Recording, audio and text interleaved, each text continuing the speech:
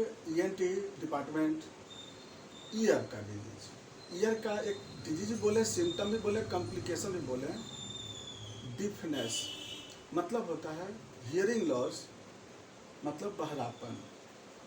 हम नॉर्मली कैसे सुनते हैं एक बार पहले देखते हैं। आप देखें, यह है pinna, external auditory meatus, tympanic membrane,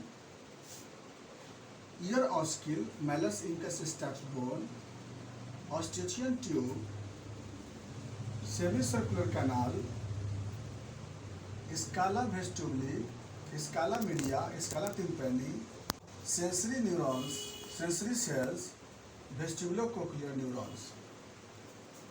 external ear, middle ear, internal ear. जब भी कोई ऑब्जेक्ट्स, जब भी कोई साउंड, किसी भी तरह का साउंड जब यहाँ पर पिन्ना से होकर जब आता है अंदर में, तो इस कैनाल से होते हुए, मीटस कैनाल से होते हुए टिम्पैनिक मेम्ब्रेन तक आता है। यहाँ तक 320 मीटर पर सेकेंड से आता है। जब साउंड का वेव टिम्पैनिक मेम्ब्रेन से जब ईयर ऑस्किल में आता है, तो साउंड का वेव 1650 मीटर पर सेकेंड हो जाता है, क्योंकि सॉलिड है। जब साउंड का वेव स्टैप्स फूड पैड से जब वेव पेरीलिम्फ में जाता है, तो फ्लूइड है, यहाँ पर साउंड का वेव 1050 मीटर पर सेकेंड हो जाता है। लेकिन जैसे ही हेलिकोट्रीमा से होते हुए साउंड का वेव सेंसरी न्यूरॉन्स में जब जाता है, तो वेस्टिबुलो कोक्लियर न्यूरॉन्स में इलेक्ट्रॉन के वेलोसिटी से 9 × 10⁹ मीटर पर सेकेंड से साउंड का वेव ब्रेन के हियरिंग सेंटर में वो जाता है, और तभी हम लोग उसको सुनते हैं। यानी कि इसको सुनने में ज़्यादा हम लोग को समय नहीं लगता है, फ्यू मिली सेकेंड। यानी इस तरह से साउंड का वेव यहाँ से लेकर के और ब्रेन तक जाता है। ये आपको समझ में आया कि हम लोग कैसे हियरिंग लेते हैं, कैसे करते हैं। अब बात आता है कि हम लोग जो सुनते हैं नॉर्मली वह मिनिमम में 20 डेसिबल साउंड तक सुनते हैं, 20 डेसिबल साउंड तक। 20 dB बहुत मिनिमम होता है। 30 dB और 40 dB में फुसफुसाहट की होती है। 40 तक होता है जो रूम की आवाज़ होती है। 40 के बाहर जो होती है, जैसे रेडियो बजता है, बाजा बजता है। 60-70 तक जो नॉर्मल सुनते हैं, थोड़ा ज़्यादा हो जाता है। 80-90 पे जो तो ज़्यादा लोग जो डीजे जो बजाते हैं, खैर जो बहुत ज़्यादा डीजे बजाते हैं वो लगभग 140-150 तक होता है। तो अलग अलग डेसिबल साउंड होता है। तो हम लोग जो होता है 20, 30, 40 पे हम लोग, 20 पे फुसफुसाहट बोल लेते हैं हम लोग, 30-40 पे नॉर्मली सुनते हैं हम लोग। अब अगर बाई हम लोग का जो डेसिबल साउंड है हम लोग 30-40 पे नहीं सुन पाते हैं, 20 से लेकर के और 40 डेसिबल साउंड पे अगर कुछ भी नहीं सुन पाते हैं, उसको हम लोग बोलते हैं माइल्ड डिफनेस। 40 से लेकर 60 तक अगर नहीं सुनते हैं तो उसको बोलते हैं मॉडरेट डिफनेस। 60 से लेकर के और अगर 80 तक नहीं सुनते हैं तो उसको बोलते हैं सीवियर डिफनेस। और अगर 80 के बाद भी नहीं सुनते हैं तो बोलते हैं वेरी सीवियर या फिर परमानेंट डिफनेस बोलते हैं। आगे की बातें, डिफनेस जनरली 2 वेराइटीज का होता है।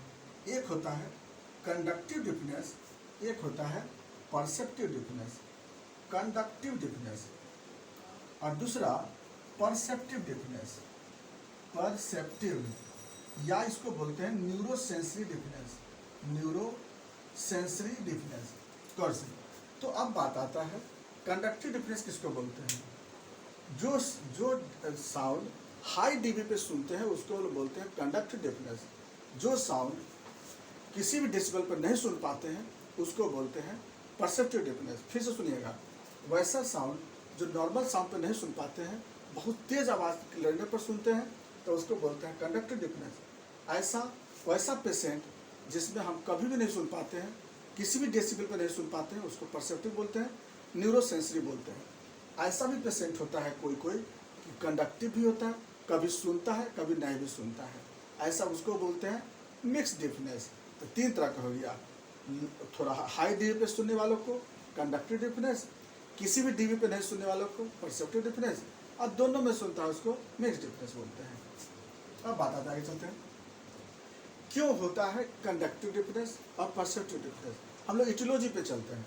नंबर 1, किसी का पिन्ना अगर गड़बड़ हो, माइक्रोसिया है, बैट ईयर है, किलोवाट का फॉर्मेशन है, तो उस कंडीशन में साउंड का वेव अंदर नहीं जाती है।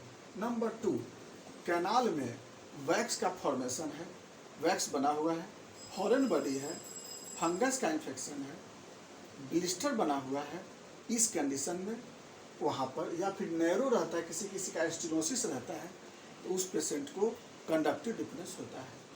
अगला आता है टिम्पैनिक मेम्ब्रेन, जो आज के समय में ज़्यादा होता है। लॉन्ग ड्यूरेशन तक या ज़्यादा हाई डीबी पर जब लोग ईयरफोन को लगाते हैं, हेडफोन सुनते हैं, ज़्यादा सुनते हैं अगर तेज में, तो टिम्पैनिक मेम्ब्रेन 0.1 मिलीमीटर थिकनेस का होता है। यह धीरे धीरे मोटा हो जाता है और ये स्क्लेरोसिस कहलाता है, टिम्पैनिक स्क्लेरोसिस। इसकी वजह से नहीं सुन पाते हैं, और कभी कभी विटामिन डिफिशियंसी की वजह से भी ऐसा हो सकता है। टिम्पैनिक स्क्लेरोसिस बहुत कॉमन डिजॉर्डर है। ज़्यादा नॉइजी साउंड पे, या जो रेल का ड्राइवर होते हैं, ट्रेन का ड्राइवर होते हैं, जो स्टेशन पे रहते हैं, प्लेटफार्म पे रहते हैं, उन लोगों को भी टिम्पैनिक स्क्लेरोसिस बहुत होते रहता है। ट्रेन के ड्राइवर को तो ज़्यादातर कंडक्टिव डिफरेंस मैक्सिमम को हो ही जाता है। अगला आता है ये ऑस्किल डिजॉर्डर्स, जो साइनोवियल मेम्ब्रेन है, ये अगर डिजॉर्डर हो जाती है तो उसकी वजह से भी, जैसे रोमैटिक अर्थराइटिस, रोमेटॉइड अर्थराइटिस के पेशेंट को भी ये कंडक्टिव डिफरेंस होते रहता है, क्योंकि इसमें एंटीबॉडी आकर के डिपोजिट करके इसको स्टिफ कर देता है। नेक्स्ट आते हैं हम लोग ये ऑटोस्क्लेरोसिस। ऑटोस्क्लेरोसिस में हाई डीबी पे सुनने पर पेशेंट का जो होता है स्टक फूड में, वहाँ पर क्या होता है, स्क्लेरोसिस हो जाती है, मोटा हो जाता है, यहाँ तक में कंडक्टिव डिफरेंस आता है। लेकिन इसके बाद अगर बाय द वे ये मेम्ब्रेन डैमेज कर जाता है, जैसे मेनियर्स डिजीज में जो इंडोलिव ये सेमी सर्कुलर कैनाल्स में इंटर कर जाता है, मेम्ब्रेन को रप्चर करके मिक्स हो जाता है, इसका रीजनस मेम्ब्रेन डैमेज कर जाता है, बेसलर मेम्ब्रेन डैमेज कर जाता है। ये सब केस में परसेप्टिव डिफरेंस होता है।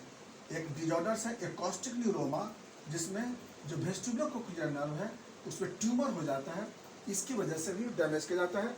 वेस्टिबुलोकोक्लियर नर्व डैमेज किया जाता है, इससे परसेप्टिव जो डेवलप होता है, डिफरेंट डेवलप होता है। तो परसेप्टिव डिफरेंस का जो डिजॉर्डर है वो ज़्यादा खतरनाक है, जो इंटरनल ईयर के प्रॉब्लम से होता है। तो इसमें ओटाइटिस इंटरना के वजह से भी होता है, सीवियर हेड इंजुरी अगर हुई तब भी हो सकता है पेशेंट को, मेनिंजाइटिस हो गई तब भी हो सकता है पेशेंट को, यानी कि इंटरनल ईयर का प्रॉब्लम्स न्यूरॉन से रिलेटेड डिजॉर्डर होता है। इसीलिए इसको लोग सेंसिव न्यूरल डिफरेंस कहते हैं, सेंसिव न्यूरल डिफरेंस कहते हैं। तो न्यूरॉन से डिजॉर्डर्स है, इसलिए यह पेशेंट ठीक नहीं हो पाता है। इसके बारे में हम लोग इसका सिम्टम, कॉम्प्लिकेशन, इन्वेस्टिगेशन और ट्रीटमेंट हम लोग 1 बाय 1 करके मैनेजमेंट बहुत अच्छी ढंग से हम लोग नेक्स्ट वीडियो में बताएंगे कि एक डिफरेंस को हम लोग कैसे ठीक कर सकते हैं, एक कंडक्टिव को और परसेप्टिव को। बहुत इंपॉर्टेंट वीडियो होगी, आप उसको जरूर देखिएगा। Next, thanks.